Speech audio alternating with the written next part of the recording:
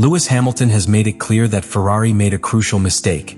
But what exactly was what happened in Singapore? And why could this have immediate repercussions in Maranello? To understand why what happened in Singapore has generated so much impact, you have to go back to a key moment in the modern history of Formula One, the official announcement of the signing of Lewis Hamilton by Ferrari. A news that not only shook the international press, but completely redefined the political, technical, and emotional map of the grille.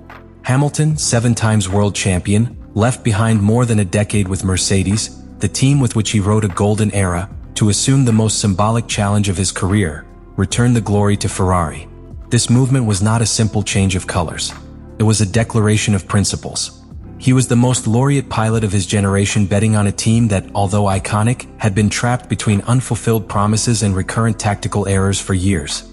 And all this materialized in a particularly complex year.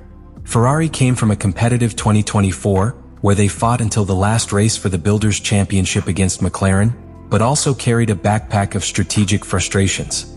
The SF25, its new car, was an aggressive evolution that promised speed, but whose reliability and balance were still an unknown in the first bars of the year. Hamilton arrived at the Scuderia with a mixture of confidence and humility. "I knew it would not be easy." In his first statements, he already talked about adaptation, personal adjustments, even releasing certain piloting techniques to maximize a car that had not been built around him. In Australia and China, its first 2 races, their performance was irregular, but progress was noticed. The British was absorbing information, evaluating every decision of the team, and understanding the internal dynamics of the box's wall. And so the Singapore Grand Prix was reached. An urban, technical, unpredictable circuit. Traditionally, a race where the differences between large teams are reduced and where errors are paid more expensive than anywhere else. Tropical weather adds an extra layer of difficulty. Sudden rain, temperature changes, and a very narrow strategic window. It was the ideal setting for Ferrari to demonstrate if he had learned from his past failures, and for Hamilton to start leaving his mark on the team. But as we will see in the next acts, the result was the opposite. The context was already prepared. A demanding pilot in a team that promised revolution. A track that does not forgive. And a strategy that, as we would discover later, revealed the hidden cracks under the brilliant red paint of the SF25. It was in this precise point where the conflict was created. The critical moment came during the second half of the Singapore Grand Prix. After a reasonably clean exit and a first phase in which both Ferrari, Hamilton, and Leclerc managed to stay inside the persecutor group, the weather began to change. A light rain was forecast, and when the drops finally began to fall on Marina Bay, all eyes turned to the pit wall. It was the moment in which the strategy had to make a difference. The engineers of several teams began to discuss the change to intermediate tires. The track was not yet completely wet, but the trend was clear. Some teams, such as McLaren and Mercedes, chose to enter immediately after detecting the fall of grip in key sectors. They did it quickly, precision and conviction. The gain was evident. Those who risked at the right time reaped positions. But Ferrari did not. The Maranello team decided to extend their stint with slick tires for several more laps. An error that at first glance might seem prudent, but within the context it was a clear disconnection between what was happening on the track and what the team interpreted from the wall. And the worst thing, it was contrary to what Hamilton was reporting lap after lap on the radio. There's no traction in turn 5. It's starting to slide. The car doesn't respond when braking. It's time for intermission. Why are we still out?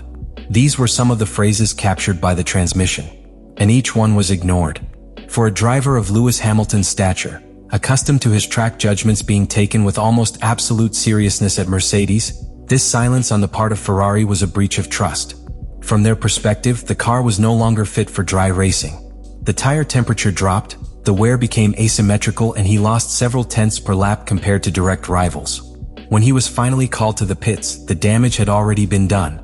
He had lost key positions to Verstappen, Russell, and even an aggressive Oscar Piastri who had read the asphalt conditions perfectly. For Hamilton, it was the breaking point. It wasn't just the loss of positions. It was the message he received from the wall. A message of doubt, of slowness in decision-making.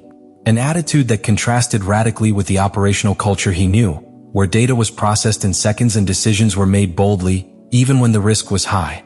After the race, the frustration was evident. Hamilton did not resort to detours. He declared that the team had not listened to the car's sensors or his voice as the driver. He added that staying out had been the wrong decision, one that affected not only his result but also that of Charles Leclerc, caught in the same dynamic. These words were not simple criticism. They were a non-verbal ultimatum. The message was clear. If Ferrari wants to be champion with Hamilton at the wheel, it needs to act with the same determination that a champion demands. It is not enough to have a fast car in qualifying. You have to know how to execute it in the race. And in Singapore, the execution failed. In addition, an extra factor was added that amplified the error. The SF25 had difficulty warming up its tires in changing conditions.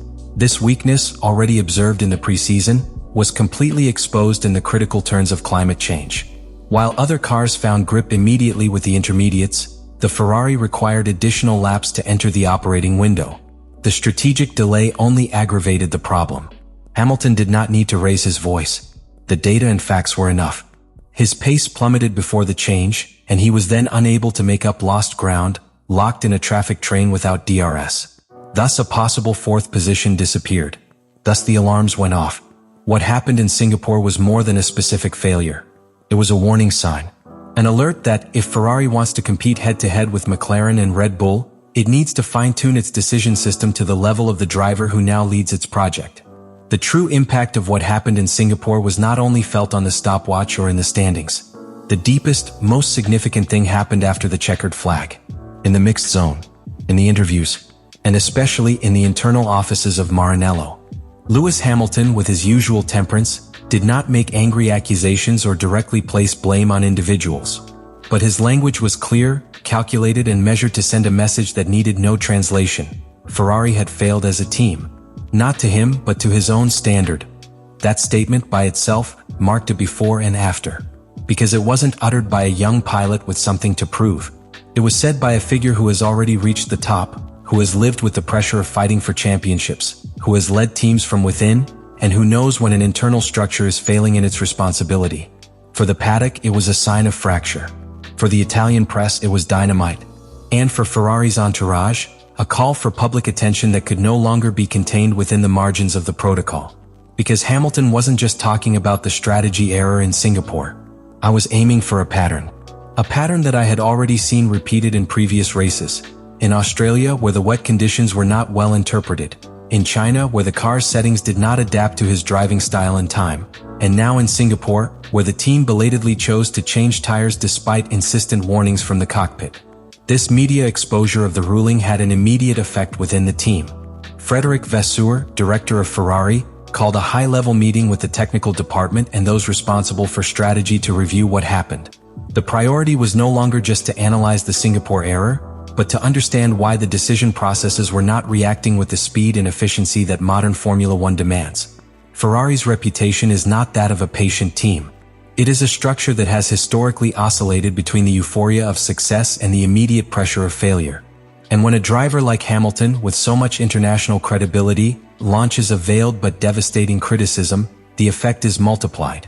Internally, the weather simulation systems, the chains of command on the runway and the integration of the pilot's voice in real-time decisions began to be reviewed. Because, incredible as it may seem, Ferrari had not yet developed a protocol that guaranteed the prioritization of the driver's direct perception when the data did not offer a clear signal.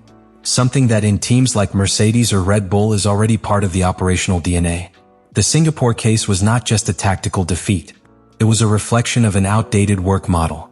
A model that can work under standard conditions, but collapses in the face of the unforeseeable. And that is precisely the nature of today's Formula One. Constant change, immediate adaptation, surgical precision. Hamilton, in bringing this to light, did more than protest. He established a line. He marked a limit. And in the culture of high competition, these limits are what define whether a project advances or falters. The tension this has placed on Ferrari cannot be underestimated, because there is a lot at stake. Hamilton has not arrived to complete the paddock or to teach young people. He has come to win. And he is not going to wait 2 seasons for the team to reach its level. The questions that now float in the air are inevitable. Will Ferrari respond with real changes to its operating structure? Will he listen more actively to his star driver?